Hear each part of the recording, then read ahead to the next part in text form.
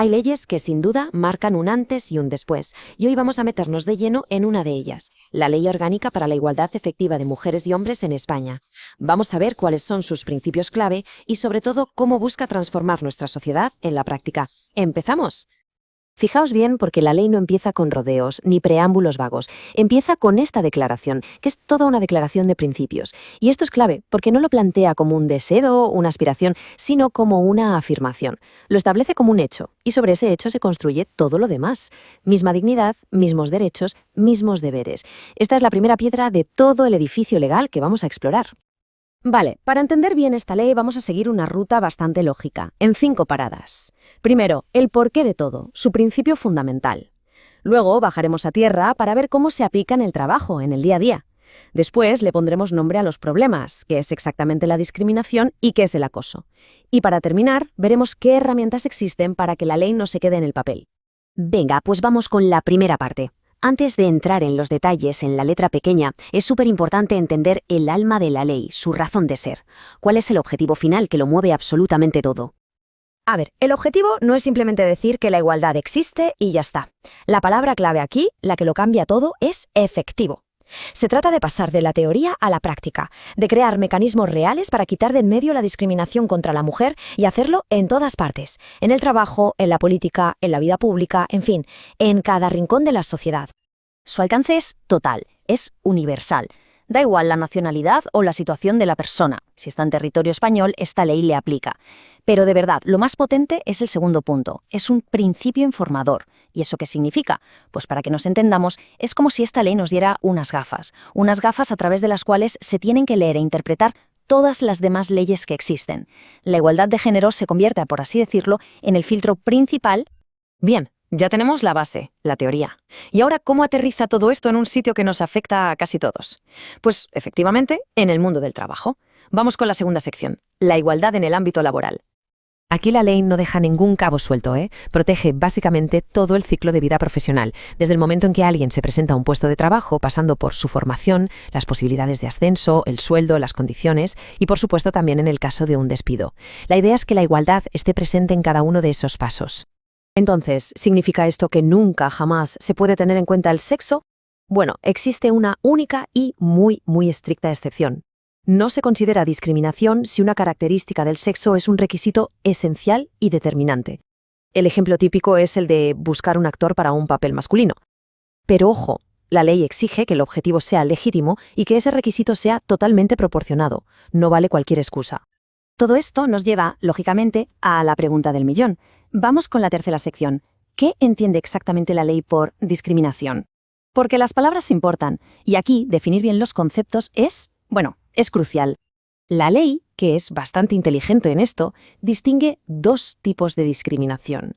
Y lo hace porque no toda es obvia, no toda salta a la vista. Así que vamos a ver esa diferencia fundamental entre la directa y la indirecta. La diferencia es básica, pero muy importante. La discriminación directa es la evidente, tratar a alguien peor por su sexo sin más. La indirecta es mucho más sutil, más tramposa. Es una norma o una práctica que en apariencia es neutral, parece igual para todos, pero que en la realidad acaba perjudicando más a un sexo que a otro. O sea, es la diferencia entre un acto intencionado y un resultado desigual, que aunque no sea buscado, es igual de ilegal. Y en este punto, la ley es tajante, inflexible. Cualquier trato desfavorable a una mujer por estar embarazada o por su maternidad no admite debate, no hay justificación que valga. Se considera, por definición, discriminación directa. Es una línea roja que no se puede cruzar. Bien, pues ahora pasamos a un concepto que está muy relacionado con la discriminación, pero que la ley define por separado: el acoso. En esta cuarta sección vamos a ver dónde pone la ley esa línea que bajo ningún concepto se puede cruzar. Aquí la ley también distingue 2 tipos. Por un lado, el acoso sexual, que es el que tiene una connotación sexual clara, explícita. Y por otro, el acoso por razón de sexo, que es cualquier otro comportamiento hostil que se produce por el simple hecho del sexo de una persona. Pero la clave, y esto es súper importante, no está en la intención de quien acosa, sino en el resultado. Si ese comportamiento atenta contra la dignidad y crea un entorno intimidatorio, es acoso. Y esto es fundamental para entender la gravedad del asunto. La ley no considera el acoso como una simple mala conducta o algo de mal gusto. No, lo clasifica siempre como una forma de discriminación y por lo tanto es ilegal. Punto. Muy bien, ya hemos definido los problemas. Pero claro, una ley sin mecanismos para poder aplicarla, pues es papel mojado. Así que en esta última sección vamos a abrir la caja de herramientas que nos da la propia ley para que se haga justicia. Las consecuencias de discriminar son serias, no son ninguna broma. Lo primero, cualquier acto o incluso una cláusula de un contrato que sea discriminatoria es nula. Es como si nunca hubiera existido. Segundo, generar responsabilidad, lo que lleva a indemnizaciones para reparar el daño a la víctima. Y tercero, puede implicar sanciones, multas pensadas para disuadir, para que no vuelva a ocurrir. Pero la ley no solo reacciona ante lo malo, también es proactiva, busca construir. Y para eso introduce un concepto muy interesante, las acciones positivas. ¿Qué son? Pues son medidas concretas y temporales que se pueden tomar para corregir una situación clara, evidente, de desigualdad. La lógica de estas acciones es muy clara. Son 3 pasos. Primero, se detecta una desigualdad de hecho, una desventaja real que se puede ver. Segundo, se actúa con medidas concretas y proporcionadas para arreglarlo. Y tercero, y esto es fundamental, estas medidas son temporales. Son como unas muletas que se quitan en cuanto se recupera el equilibrio y la igualdad. Y llegamos a una de las herramientas legales más potentes y que a veces genera más debate, la carga de la prueba. En la mayoría de los juicios, quien acusa tiene que probarlo todo. Pues bien, en los casos de discriminación, las reglas del juego cambian. El cambio es este. La persona que demanda no tiene que llegar con una prueba irrefutable, sino que le basta con aportar indicios fundados, como pistas razonables de que ha habido discriminación. Una vez que presenta esos indicios, ¡pum!, la carga de la prueba se invierte. Es la parte demandada la que tiene que demostrar que sus acciones no fueron discriminatorias o que estaban perfectamente justificadas. Pero ojo, mucho cuidado aquí, porque esto es importantísimo. Esta inversión de la carga de la prueba, este cambio de reglas, no se aplica en los procesos penales.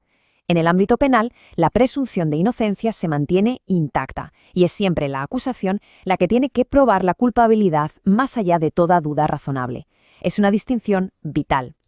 Como hemos visto, esta ley es mucho más que un simple texto. Es una hoja de ruta, con herramientas muy claras para pasar de una igualdad teórica a una igualdad efectiva. Y eso nos deja con una reflexión final. Más allá de los juzgados y de los contratos, cómo un marco legal tan firme y detallado acaba moldeando poco a poco la cultura y las interacciones de nuestro día a día. Porque seguramente ahí, en ese cambio cultural, reside el verdadero poder transformador de la ley.